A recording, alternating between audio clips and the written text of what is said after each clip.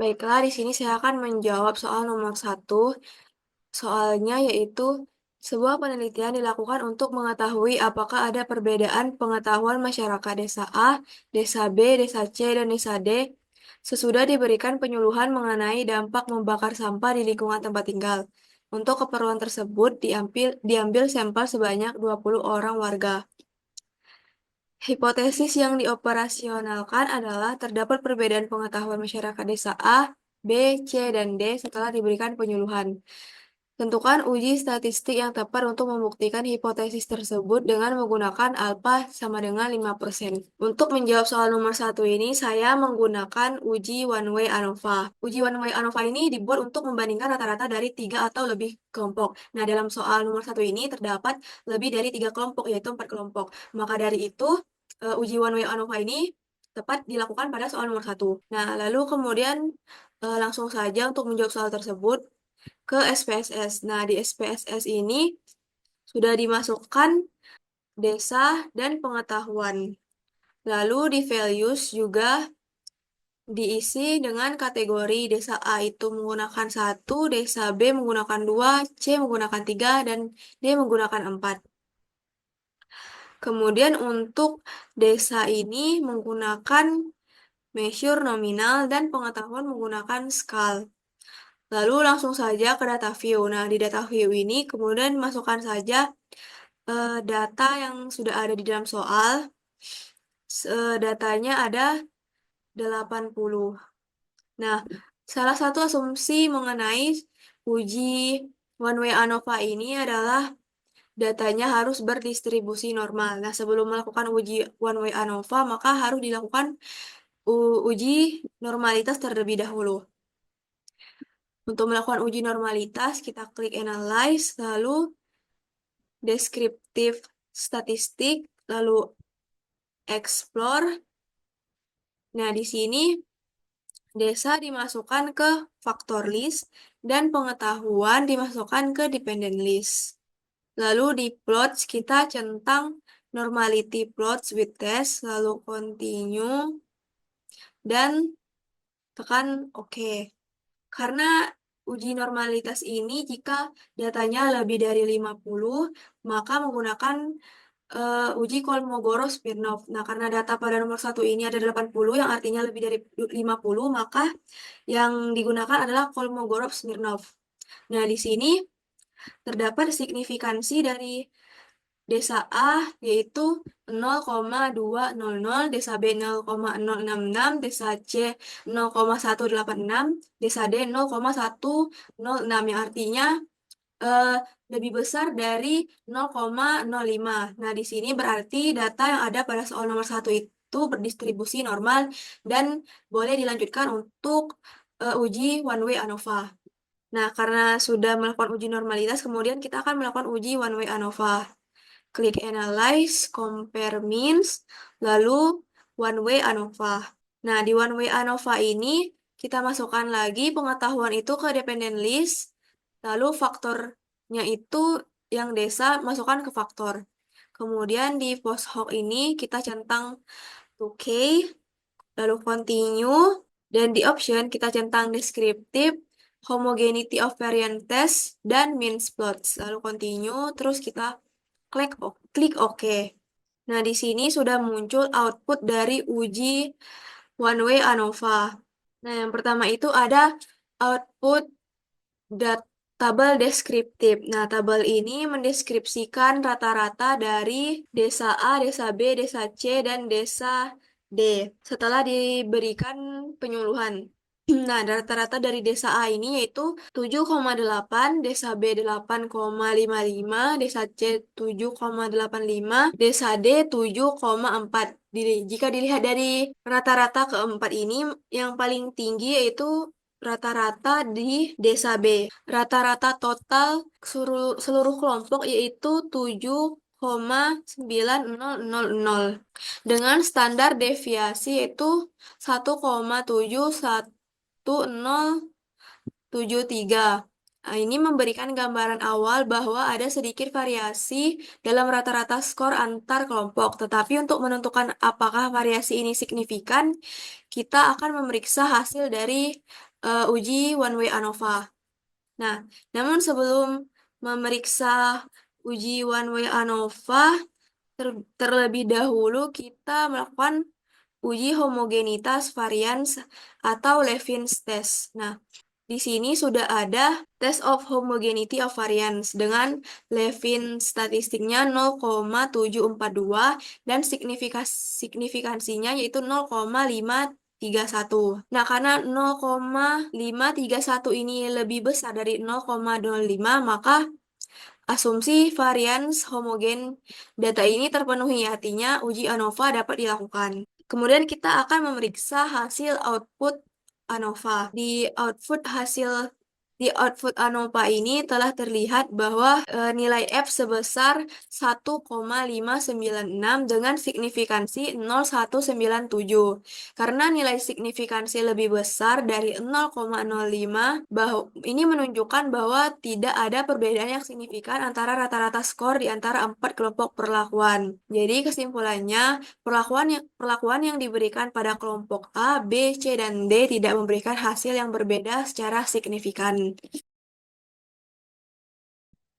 Perkenalkan, nama saya Nathan Jovian Nasrullah. Di sini saya akan menjelaskan cara penyelesaian tugas nomor 2. Sebuah survei dilakukan untuk mengetahui hubungan antara tempat tinggal dengan partai yang dipilih. Tempat tinggal dibedakan menjadi 2 kategori, yaitu desa dan kota. Dengan terdapat 10 partai yang dipilih, yaitu partai A, B, C, sampai dengan J. Dengan perolehan suara dari TPS yang menjadi sampel yang telah tercantum pada tabel berikut ini. Nah, pertanyaannya, adakah hubungan antara tempat tinggal pemilih dengan partai yang dipilih, serta seberapa kuatkah hubungan antara X dengan Y. Untuk menjawab pertanyaan nomor 2 ini, kita akan menggunakan metode uji chi-square, yang dimana metode uji chi-square sendiri yaitu metode uji statistik yang digunakan untuk membandingkan data kategorik ataupun nominal. Yang sederhananya, uji ini membantu kita menjawab pertanyaan apakah ada hubungan yang signifikan antara 2 atau lebih kelompok data kategori. Selanjutnya kita langsung ke cara penyelesaian persoalannya. Di sini kita akan membuka SPSS, lalu kita masukkan data-data yang telah kita kumpulkan. Nah,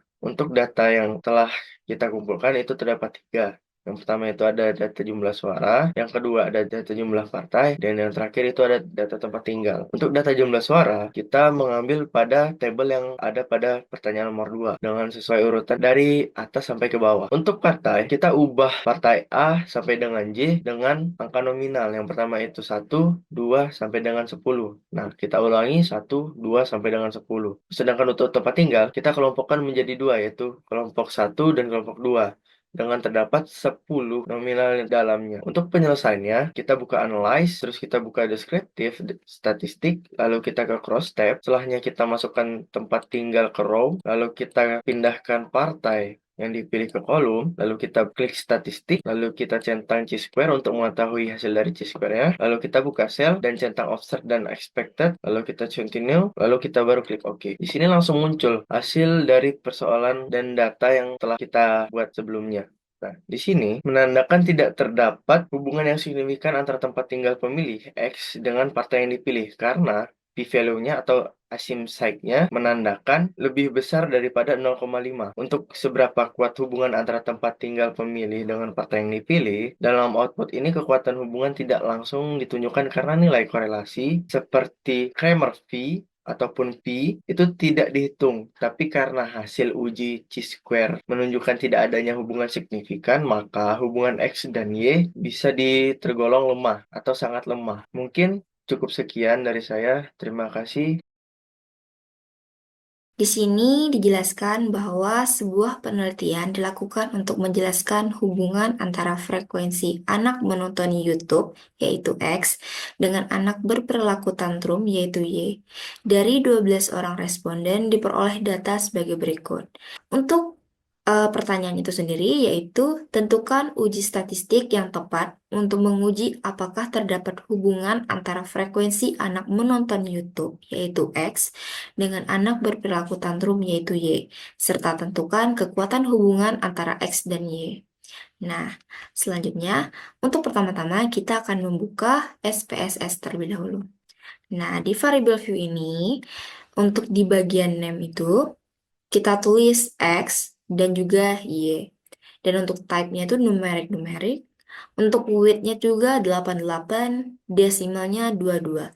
Nah, untuk di label ini sendiri, untuk di yang bagian X-nya itu, labelnya kita kasih anak menonton YouTube. Sedangkan untuk variabel Y-nya itu adalah anak berperilaku tantrum. Untuk di data view ini, saya sudah memasukkan data-datanya itu sesuai dengan soal yang sudah saya sebutkan tadi. Nah, setelah data-datanya sudah dimasukkan dan sudah diinput, kemudian kita lanjut untuk klik Analyze. Setelah di-analyze, kita akan beralih ke Correlate. Di Correlate sendiri, kita akan klik Bivariate. Semulanya itu adalah seperti ini. Kemudian kita akan pindahkan ke variabelnya. Anak menonton YouTube itu kita pindahkan, dan anak berperilaku tantrum ini juga kita akan pindahkan ke variabel. Nah, karena kita ingin menguji Spearman, jadi di bagian Spearman-nya ini kita centang, kemudian di test of significance-nya itu adalah to tilde, dan di flag significant correlation-nya itu kita centang. Oke, selanjutnya kita klik OK.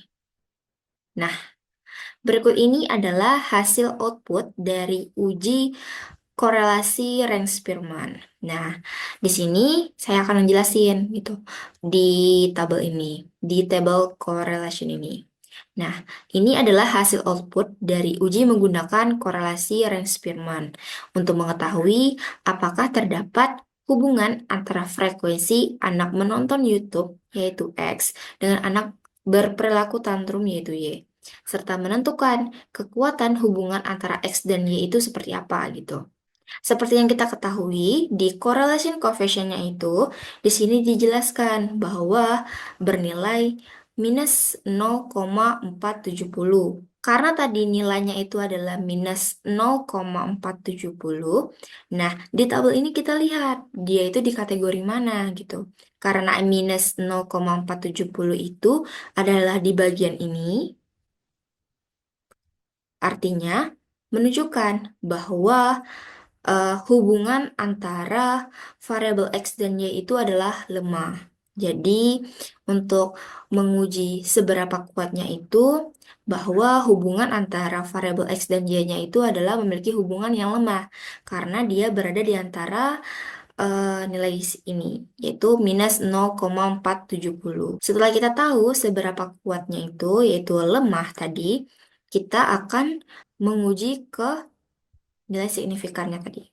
Di sini tadi kita sudah tahu gitu bahwa hubungan antara variabel X-nya itu menonton YouTube sama variabel Y anak berperilaku tantrum itu adalah lemah karena nilainya itu adalah minus 0,470. Kemudian kita akan menguji signifikansinya. Nah, untuk menguji signifikansi ini seperti yang kita ketahui gitu di materi yang telah kita jelaskan sebelumnya, jika nilai signifikansinya itu adalah kurang dari 0,05, dapat disimpulkan bahwa HO-nya itu adalah ditolak, sedangkan HA-nya itu diterima, yang artinya terdapat korelasi antara dua variabel tersebut, antara variabel X dengan variabel Y. Kemudian juga, jika nilai signifikansinya itu adalah lebih dari 0,05, dapat kita simpulkan bahwa HA ditolak, sedangkan HO-nya itu diterima, yang artinya tidak terdapat korelasi antara dua variabel tersebut, antara variabel X dengan variabel Y. Nah, dalam SPSS ini, dalam pengujian korelasi rank Spearman ini bisa kita lihat hasil output dengan nilai signifikansi to tilde-nya itu adalah 0,123. Dapat kita simpulkan bahwa HA-nya itu adalah ditolak dan HO itu diterima, yang artinya tidak terdapat korelasi antara variabel X, yaitu anak menonton YouTube, dengan variabel Y, yaitu anak berperilaku tantrum. Kemudian, alasan saya menggunakan uji korelasi rank Spearman ini untuk menjawab soal nomor 3, dikarenakan uji korelasi rank Spearman itu adalah data yang akan dikorelasikan itu bisa berasal dari sumber data yang tidak sama, Kemudian juga jenis datanya itu yang akan dikorelasikan tuh berasal dari data ordinal dan variabelnya itu juga tidak harus berdistribusi normal. Sama halnya dengan data yang telah diberikan di soal nomor 3 tadi, yaitu pada tabel tadi, bahwa datanya itu tidak sama dan tidak berdistribusi normal. Sehingga uji korelasi rank Spearman ini sangat cocok digunakan untuk menguji soal nomor 3 ini. Oke, lanjut di soal nomor 4. Sebuah penelitian dilakukan untuk mengetahui adakah hubungan antara orang tua yang menikah di usia dini X dengan kejadian balita stunting Y. Dari 15 orang responden diperoleh data sebagai berikut. Tentukan uji statistik yang tepat untuk menguji apakah terdapat hubungan antara orang tua yang menikah di usia dini X dengan kejadian balita stunting Y. Serta tentukan kekuatan hubungan antara X dan Y dengan signifikansi 5%. Dari data ke-15 responden tadi, itu kita dimasukin ke data view, terus lanjut di variabel X, orang tua nikah usia dini, dan Y label balita stunting, dan measure ordinal. Yang pertama yang kita akan uji adalah uji normalitas. Klik analyze, terus descriptive statistik, explore, X kita masukin dependen, dan Y juga kita masukin di dependen. Klik plots, dicentang, centang, continue. Ini dicentang juga. Continue, oke. Dan ini hasilnya, dan ini data bersifat normal. Kita lanjut menguji yang kedua, yaitu uji korelasi Pearson atau parametrik. Dengan yang sama, data view dan variable view. Yang kedua, analyze. Terus kita klik correlate. Habis itu beverage. Nah, ini X, kita variables, kita masukin, klik person to child dan flag signifikan, oke. Dan hasilnya balita stunting itu 0,81 dan di nikah muda juga 0,774. Yang berarti H0 ditolak karena tidak ada hubungan antara orang tua yang menikah usia muda dengan balita stunting dikarenakan nilai signifikansinya itu kurang dari 0,20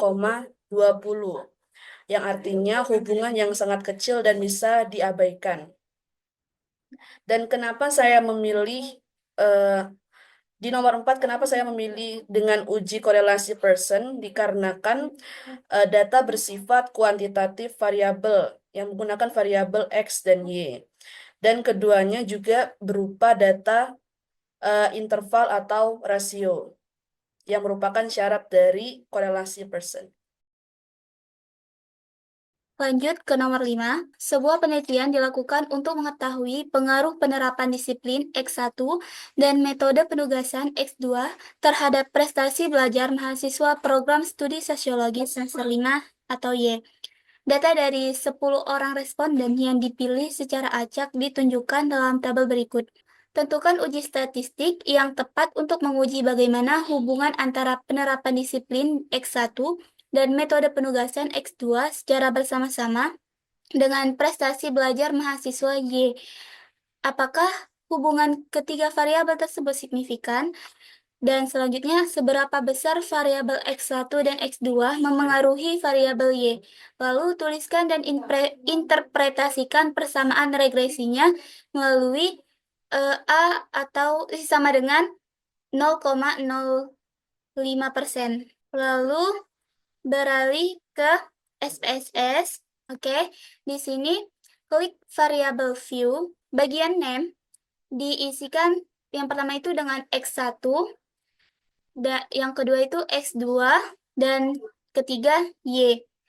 Di sini bagian with desimal itu tidak perlu dirubah, tapi di sini sebelumnya itu desimal langsung ke angka 2, tetapi di sini saya rubah menjadi 00. Lalu label di sini digantikan dengan penerapan disiplin atau X1, X2-nya metode penugasan, dan Y prestasi belajar. Lalu selanjutnya beralih ke data view, karena di sini data-datanya sudah diinput. Untuk mempersingkat waktu, langsung saja ke klik analyze, Selanjutnya regression, lalu linear. Di sini untuk dependennya, prestasi belajar, penerapan disiplinnya di bagian independen dan metode penugasannya di bagian independen. Lalu klik OK. Inilah hasil output dari regresi linear berganda. Oke, selanjutnya untuk mengetahui nomor 1 tadi, kita harus mencari dulu tabel uji F. Uji F rumusnya F sama dengan K, N dikurang K. K adalah jumlah variabel X1 dan X2. N adalah jumlah sampel dan K tadi sama jumlah variabel X1 dan X2 ada 2. Lalu diturunkan 2, 10 dikurang 2 itu 8. Ini kan 2 dan 8. Jadi kita ke tabel uji F, 2 dan 8 hasilnya 4,459. Ini hasil uji F 4,459. Lalu beralih ke soal. Nomor 1, tentukan uji statistik yang tepat untuk menguji bagaimana hubungan antara penerapan disiplin X1 dan metode penugasan X2 secara bersama-sama dengan prestasi belajar mahasiswa Y. Nah, ini ada tabel ANOVA. Berdasarkan output di atas diketahui nilai signifikansi untuk pengaruh X1 dan X2 secara bersama-sama terhadap Y adalah sebesar 0,000, lebih kecil dari 0,05. Dari mana dapat 0,000? Dari tabel ANOVA, signifikan regression 0,00 dan 0,05 ini dari signifikansi 5%. Dan nilai F hitung 29,038 adalah nilai F hitung di ANOVA. 29,038 lebih besar dari F tabel atau tabel 4,459. Ini F tabelnya, 4,459. Sehingga dapat disimpulkan bahwa H1 diterima, yang berarti terdapat pengaruh X1 dan X2 secara bersama-sama terhadap Y. Lalu selanjutnya beralih ke nomor 2, apakah hubungan ketiga variabel tersebut signifikan? Setelah saya mencari dari hasil uji hipotesis regresi linear berganda, hasil pada koefisien seperti pada tabel yang telah saya screenshot, koefisien signifikan sebesar 0,191. Ini yang sudah dilingkari lebih besar dari 0,05, maka dari hasil tersebut dapat dikatakan bahwa ketiga variabel tersebut terdapat hubungan yang signifikan. Selanjutnya nomor 3, seberapa besar variabel X1 dan X2 mempengaruhi variabel Y? Berdasarkan hasil yang telah saya cari, nilai signifikan dari output ANOVA, jika nilai signifikan lebih kecil dari 0,05, maka hipotesis diterima. Artinya, penerapan disiplin X1 dan metode penugasan X2 secara bersama-sama berpengaruh terhadap prestasi belajar Y. Sebaliknya, jika nilai signifikannya lebih kecil dari 0,05, maka hipotesisnya ditolak. Dari hasil SPSS, uji regresi linear berganda, bahwa seberapa besar sih variabel X1 dan X2 mempengaruhi variabel Y, bahwa diketahui nilai signifikan adalah sebesar 0,00. Karena nilai signifikannya 0,00 lebih kecil dari 0,05, maka sesuai berdasar pengambilan keputusan dalam uji F dapat disimpulkan bahwa hipotesis diterima atau dengan kata lain penerapan disiplin X1 dan metode penugasan X2 berpengaruh terhadap prestasi belajar Y. Assalamualaikum warahmatullahi wabarakatuh. Perkenalkan, nama saya Faros Dwi Yulianto. Saya akan menganalisis soal yang berisikan sebuah penelitian yang dilakukan untuk mengetahui penguji metode pengajaran mana yang paling baik dalam meningkatkan hasil belajar mahasiswa sosiologi pada mata kuliah bahasa Inggris. Untuk keperluan tersebut, diambillah sampel secara acak dengan data yang sebagai berikut. Terdapat data metode ceramah, metode debat, dan metode games. Lalu tentukan uji statistik yang tepat untuk menguji hipotesis. Terdapat perbedaan yang signifikan antara metode ceramah, metode debat, dan metode games dalam meningkatkan hasil belajar mahasiswa sosiologi pada mata kuliah bahasa Inggris dengan menggunakan alpha sama dengan 0,05 atau 5. Jadi dalam analisis yang telah saya lakukan, ternyata soal ini cocok dengan uji statistik one way ANOVA. Mengapa demikian? Karena uji one way ANOVA sendiri merupakan uji yang menguji hipotesis terdapat perbedaan yang signifikan antara variabel independen dan variabel dependen, atau tidak ada perbedaan yang signifikan antara variabel independen dan variabel dependen. Jadi uji ANOVA satu arah atau one way ANOVA ini juga merupakan uji yang membandingkan antara variabel. Juga dia adalah statistik yang menguji apakah data tersebut homogen atau data tersebut tidak homogen. Nah, dalam pengujian pembandingan data ini juga ada uji analisis lain seperti independent sample t-test. Mengapa tidak menggunakan independent sample t-test? Karena independent sample t-test ini secara sederhananya sangat terbatas dalam melakukan pengujian data, di mana ketentuannya hanya 2 kelompok dalam variabel terikat untuk melakukan pengujian tersebut. Jadi saya akan menggunakan uji one way ANOVA. Jadi syarat yang dilakukan untuk uji ANOVA ini ada yang pertama, data itu harus normal atau berdistribusi normal. Lalu yang kedua, data tersebut haruslah homogen. Nah, yang pertama kita lakukan adalah uji homogen dari data tersebut. Kita buka SPSS, lalu kita ke variable view, kita ketik name, yaitu kita tandakan dengan X, lalu tipenya numerik, desimalnya 0, metode labelnya adalah metode pengajaran, valuesnya kita tandakan variabel satunya ceramah, duanya debat, dan tiganya games. Kita akan tekan OK, lalu missingnya 0, lalu measure-nya nominal. Lalu variabel dependennya kita simpulkan dengan Y, dengan label mendekatkan hasil belajar mahasiswa sosiologi, lalu kita measure-nya ordinal. Lalu kita ke data view, kita tekan analyze untuk menguji normalitas data, kita tekan descriptive statistik, lalu kita tekan explore, lalu kita sebentar, kita masukkan metode pengajaran yang berupa variabel X tersebut ke factor list, lalu variabel Y kita ke masukkan dependent list, lalu kita tekan plot, lalu kita pilih factor levels together, stream and left histogram, lalu normality plots with test, lalu kita tekan continue, display board, lalu kita tekan OK. Nah, kita lihat kita fokus pada test of normality ini. Jadi dari data yang telah ditentukan tersebut ternyata kurang dari 50 sampel. Jadi yang dilihat adalah semi-pro-weak. Jadi kalau misal data tersebut lebih dari 50 sampel, maka gunakanlah Kolmogorov-Smirnov. Nah, dengan parameternya yaitu jika data signifikannya lebih dari 0,05%, maka data tersebut dikatakan normal atau berdistribusi normal lah. Kalau data tersebut kurang dari signifikannya 0,05%, maka data tersebut dikatakan tidak normal atau tidak berdistribusi normal.